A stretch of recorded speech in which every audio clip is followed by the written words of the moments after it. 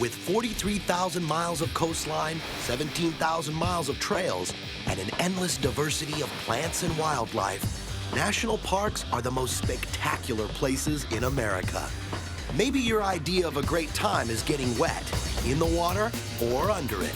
From the most scenic drive in America to the world's largest bowl of fresh water, let's take the plunge and get wet and wild in the best parks ever.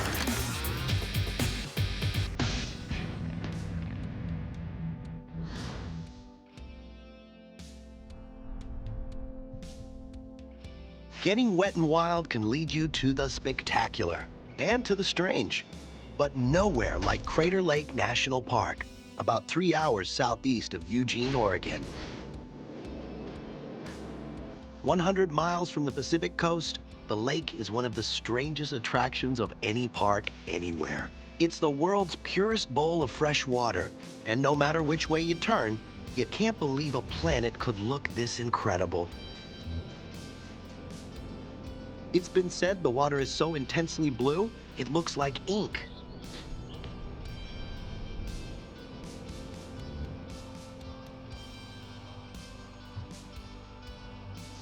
The reality is that all the water is from rain and snowmelt. No rivers feed it, so it's crystal clear. 4.5 cubic miles of it, enough to cover half of New Jersey 5 feet deep. Crater Lake sits in a volcanic caldera 6 miles wide and over a 1/4 mile down.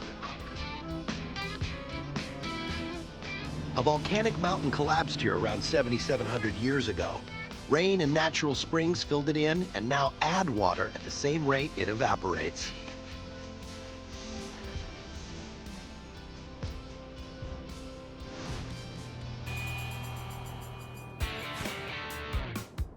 Your first look at the lake will probably be from the 33-mile Crater Rim Drive.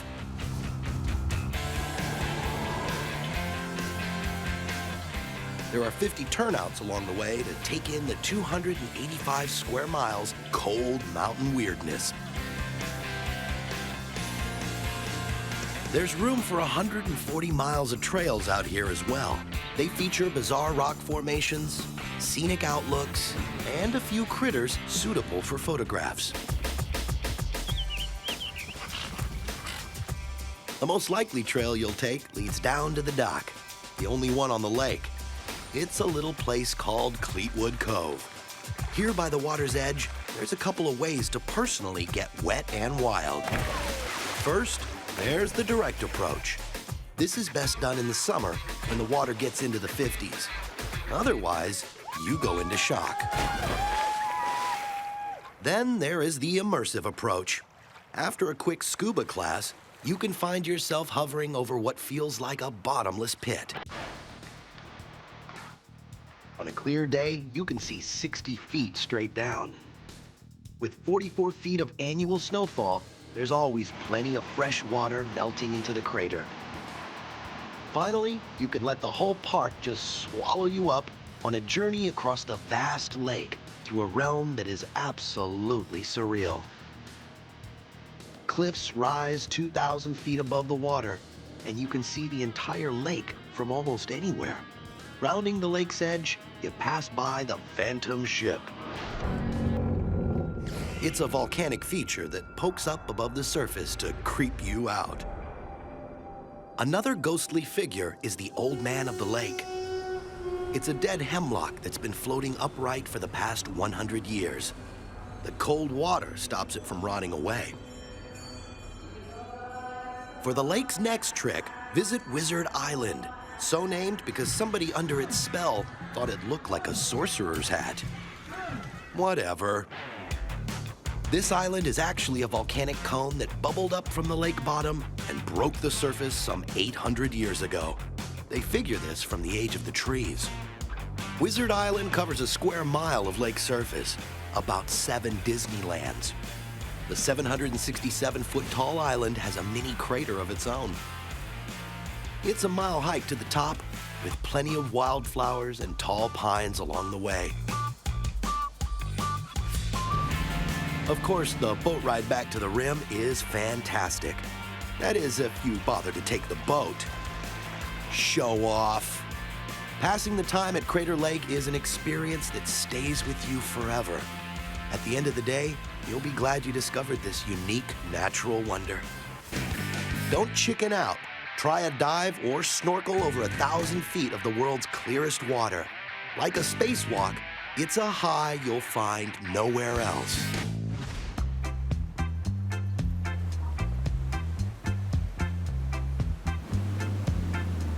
If you're willing to dive off the continent completely, the watery place to land is Channel Islands National Park and Marine Sanctuary. A chain of 5 islands off the coast of Southern California. It seems like anything that comes here to get wet. While the whole park covers over 1,200 square miles, 3/4 of it is underwater, so it's officially wet. It's also wild enough to be nicknamed America's Galapagos. Seals and sea lions are the park's specialty. They come here to breed by the tens of thousands. They never look more fat and happy than when wallowing on the shores of the Channel Islands. They take time out to play or fight over girls. There are times when they seem like they're trying out for the ballet. Would you like a program?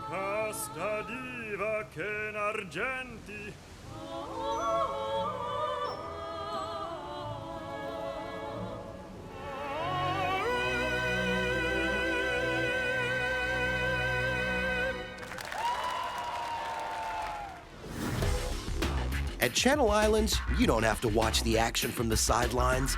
Take a kayak lesson and then launch out on an expedition at sea level.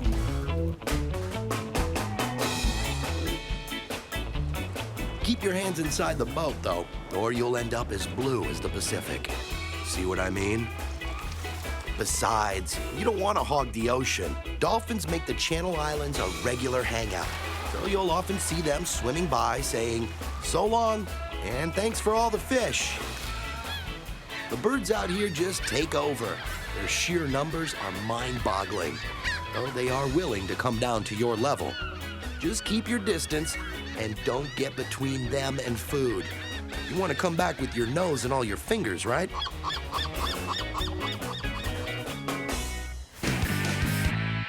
Whatever you do, do not miss the thrill of a kayak trip around the islands and into the sea caves.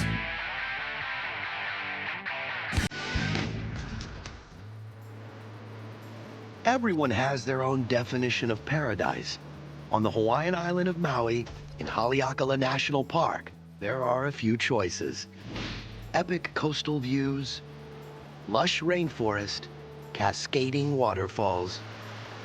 The journey starts at the summit with scenic hikes you can take right into the caldera, a desert crater big enough to hold the island of Manhattan.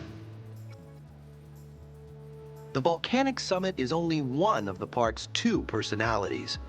It also sprawls down from this dry mountaintop through the lush rainforest of the Kipahulu Valley to Maui's eastern shore. The best way to make this journey is on the famous road to Hana. This drive is considered one of the best in America, if not the world. It's an epic journey complete with breathtaking views of the coast, waterfalls, wildlife, and rainforest. A great way to take in the Hana Highway is on a tour. With 617 curves, 56 one-lane bridges, and dramatic overlooks with no guardrails, you don't want to tempt fate or get carsick. You need a full day for this, but it's worth it. The payoff is at the beaches of Hana and Kipahulu, some of Maui's best-kept secrets. These beaches promise to provide visitors a wet and wild experience. Some of the most powerful surf in the world crashes against the volcanic coast. What's black, white, and red all over? It ain't just the newspaper or an embarrassed zebra. It's red, white, and black sand beaches along Maui's northeastern coast. Once you make it over to Ohio Gulch, you find the 7 sacred pools. Don't get too excited. It's not any more sacred than the rest of Hawaii. The name was created to promote tourism. Of course, native Hawaiians consider all of Hawaii to be sacred. There are a couple dozen pools in Ohio Gulch where the water cascades in a series of falls and cataracts to the sea. The Pipawai Trail runs up from the park's entrance on the coast, alongside the Ohio streambed to unveil picture-perfect views of the park's several waterfalls.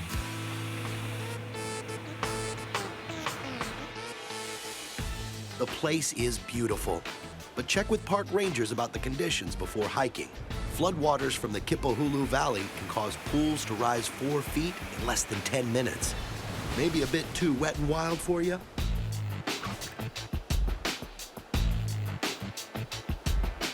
There are about 10 miles of trails that meander through this island Eden.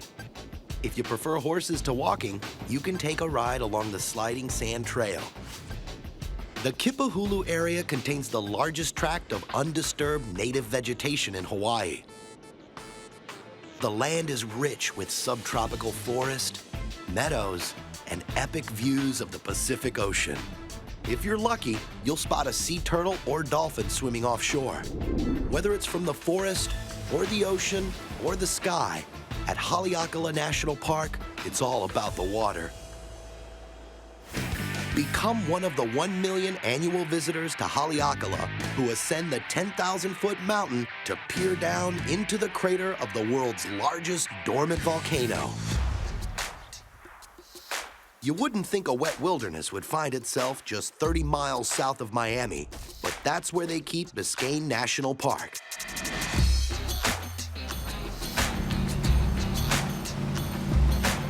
Right across the water from the sun and fun capital of the world, Biscayne Park is a natural getaway. The park is the beginning of the Florida Keys. It protects spectacular Biscayne Bay. Almost 8 Manhattans in size, Biscayne Park is only 5% land. What little there is are islands made of fossilized coral. It's no trouble at all to get right down to the water and launch into sights you don't see in the big city. Canoe and paddleboat expeditions plunge you right into the action. This is the longest undeveloped shore on Florida's East Coast. You might start things out by checking in with the local pelicans. They seem to have the run of the shoreline.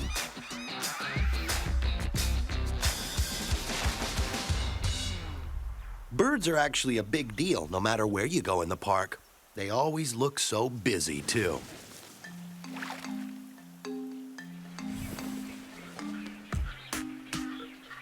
The park's most extensive life form is coral. The Biscayne Bay is no more than 13 feet deep, so there's plenty of sun, even for the bottom dwellers. Add up the fish, the birds, the mammals, and the reptiles, and you have more kinds of vertebrates here than in Yellowstone or Yosemite National Parks. Biscayne is an island park that packs in a lot of history for a small place. Pirates used to raid Spanish ships in these waters centuries ago. Many of the wrecks are still here, if you like exploring spooky stuff like that. It's one reason why Biscayne Bay is one of the top scuba diving destinations in the U.S.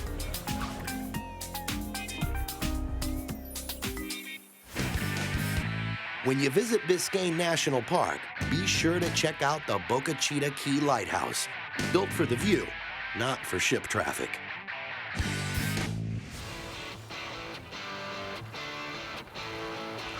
It may be in the middle of the continent, but there's a wild place dedicated to water they call Voyageurs National Park in northern Minnesota.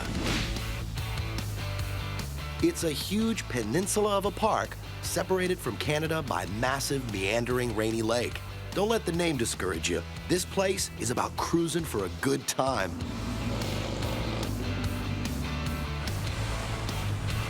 The peninsula section of the park is 25 miles long and roughly 6 miles wide.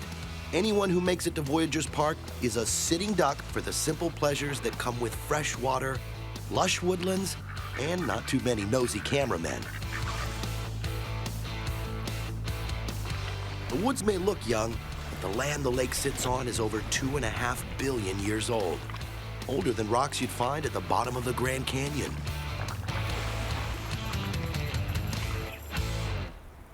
What keeps you busy out here is the endless maze of waterways that weave through the park. This used to be fur trapper country. You can tell by the tasteful architecture.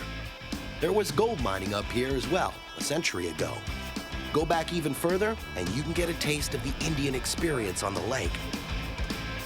Hunting and gathering has been going on in these parts for 10,000 years. Today, the only accommodations are the Kettle Falls Hotel, and you have to cross the water to reach it.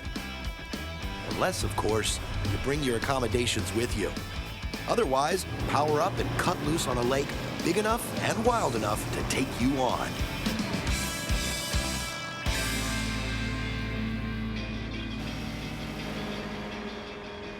The lake is so huge and so friendly, you have a choice. You can hang around the more civilized corners of the park and let the locals admire your boat. The other plan is to wander into the wild coves and forested bays. Just get lost in the woodsiness of it all. Woodsiness? The weather is dynamic around here. Clouds like to roll across the sky like herds of buffalo without the chips.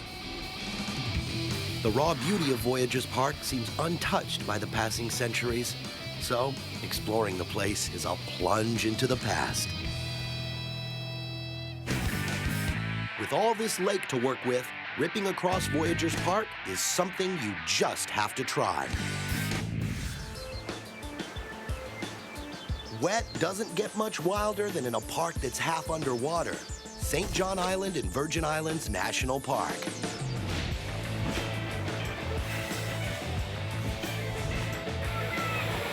This stunning Caribbean preserve may be named for a virgin, but between the tropical forest, the dazzling wildlife, and the surrounding sea, wet meets wild in this microdot of paradise. St. John is the smallest of the Virgin Islands, only 3 miles north to south. 2/3 of it is the park. This little place packs in a ton of wonders. Since half the park is submerged, getting wet is the only way to enjoy it all. You gotta head to places like Conneaut Bay or Salt Pond Bay and take the plunge.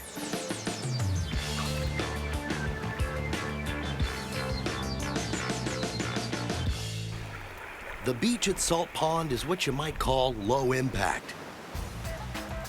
Snorkeling and taking it easy are the major activities. It's pretty much the same at all of St. John's beaches. At Maho Bay, you can share the diving with local pelicans who've been hanging out here since Columbus discovered the Virgin Islands in 1493.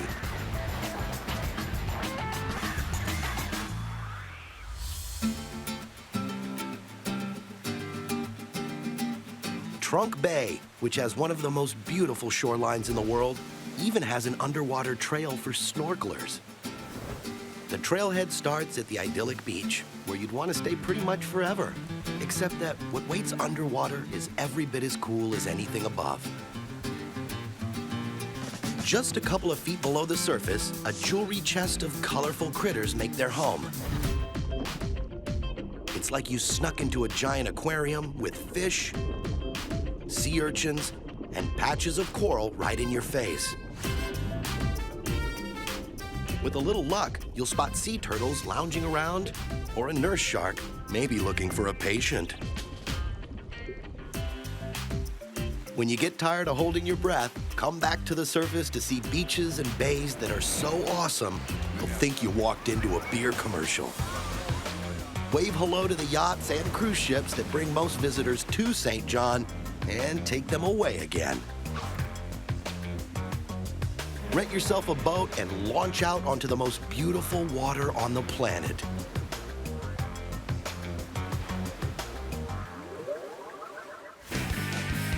No trip to Virgin Islands Park is complete without a dip into the Wet n Wild underwater park.